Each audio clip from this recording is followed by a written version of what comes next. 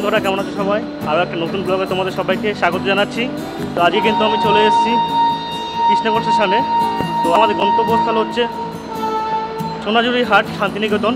আর আমাদের ট্রেনটা কিন্তু এই ট্রেন ধরে কিন্তু আমরা কৃষ্ণনগর থেকে যাবো। আর এরপরে কিন্তু নৈহাটি থেকে কিন্তু আমাদের ট্রেনটা চেঞ্জ করবো।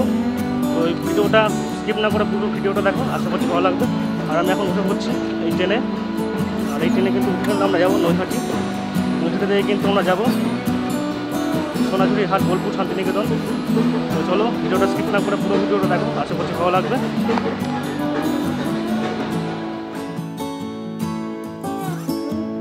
বন্ধুরা, তোমাদের প্রথমেই বলে দিই তোমরা কীভাবে শান্তিনিকেতনে পৌঁছতো। শিয়ালদা বা হাওড়া থেকে উত্তরবঙ্গগামী যে কোনো ট্রেন ধরলেই কিন্তু তোমরা বোলপুর বা শান্তিনিকেতনে গিয়ে পৌঁছাতে পারো। সেখান থেকে সোনাঝুরি হাটে যাওয়ার জন্যে তোমরা অটো বা টোটো ধরলে কিন্তু 40 টাকা ভাড়া নেবে। তোমরা খুব সহজেই সোনাঝুরি হাটে পৌঁছাতে পারবে।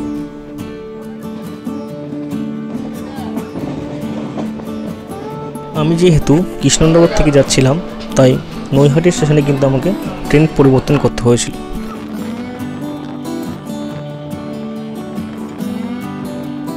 রবি ঠাকুরের বোলপুর শান্তিনিকেতনের অন্যতম আকর্ষণের স্থান হলো এই সোনাঝুরির হাট। বেশ কিছু বছর আগে কয়েকজন স্থানীয় হস্তশিল্পীদের নিয়ে শুরু হয়েছিল সোনাঝুরির হাট। সেই সময় শুধুমাত্র শনিবার বসত এই হাট, তাই আজও এই হাট শনিবারের হাট নামে পরিচিত।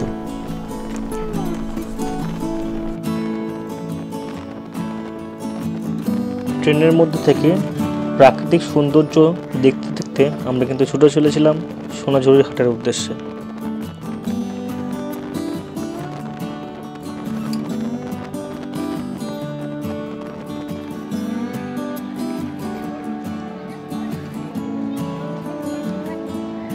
আমরা কিন্তু এসে পৌঁছালাম বোলপুর স্টেশনে।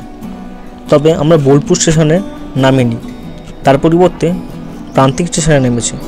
তার কারণ হলো আমরা যেহেতু শুধুমাত্র সোনাঝুরির হাটে যাব, সেই জন্য কিন্তু বোলপুরের তুলনায় প্রান্তিক স্টেশনে নামলে কিন্তু আমাদের সোনাঝুরির হাটে যেতে অনেকটাই সুবিধা হতো। সেই কারণে কিন্তু আমরা প্রান্তিক স্টেশনে নামলাম। তো আমরা কিন্তু এখন প্রান্তিক স্টেশনে এসে পৌঁছালাম। আর এখন থেকে বাইরে এসে টোটো ধরবো, টোটো ধরে কিন্তু আমরা যাবো সোনাঝুরির হাটে। চলো বন্ধুরা।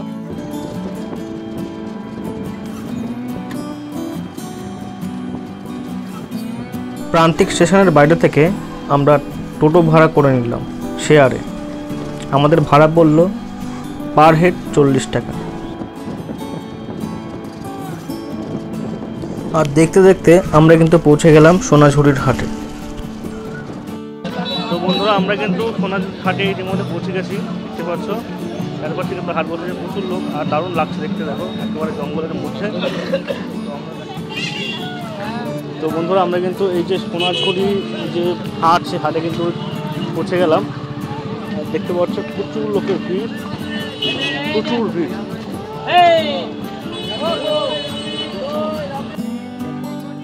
সব হাট হচ্ছে।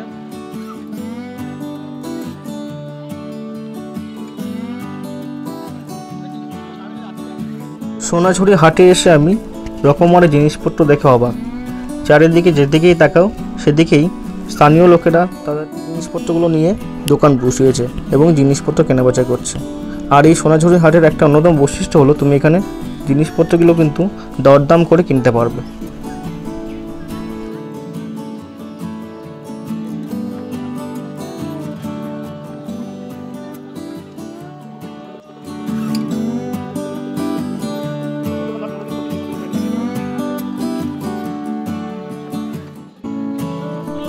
ঘুরতে ঘুরতে আমরা যেখানে মাদলের তালে তালে স্থানীয় আদিবাসীদের গান এবং নাচ হচ্ছিল, সেই স্থানে চলে আসলাম।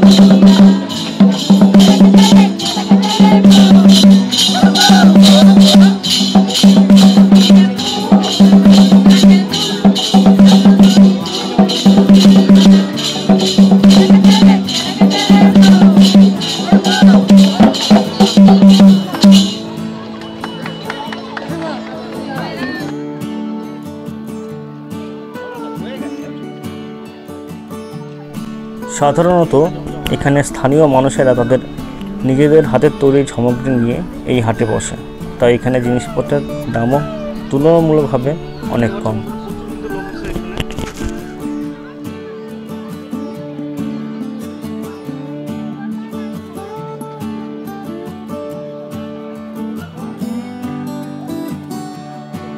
আগে এই সোনাঝুরির হাট সপ্তাহে শনিবার বসলেও বর্তমানে কিন্তু বুধবার ছাড়া সপ্তাহের বাকি 6 দিনই কিন্তু এই সোনাঝুরির হাট বসে এবং এই হাট শুরু হয় দুপুর 12টা থেকে এবং সন্ধ্যা পর্যন্ত এই হাট থাকে।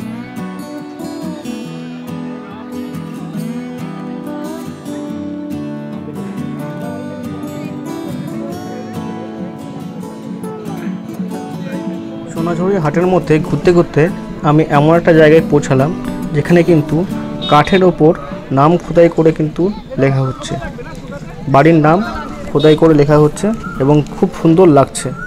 তো তোমরা চাইলে কিন্তু এখান থেকে তোমাদের বাড়ির নাম কিন্তু খোদাই করে লিখে নিয়ে যেতে পারো।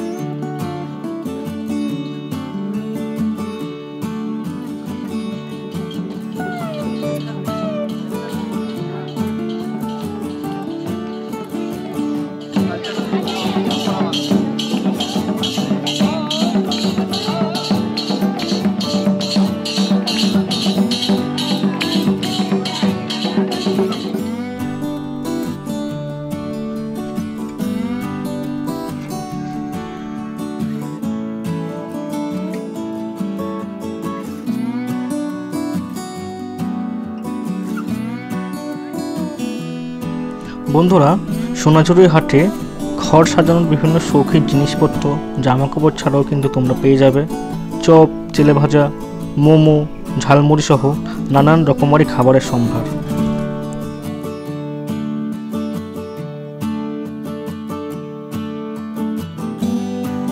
হাটের মধ্যে ঘুরতে ঘুরতে আমাদেরও খিদে লেগে গিয়েছিল, তাই নিয়ে নিয়েছিলাম গরম গরম ভাপ ওঠা মোমো, আর এই মোমোর টেস্টও কিন্তু দারুণ ছিল।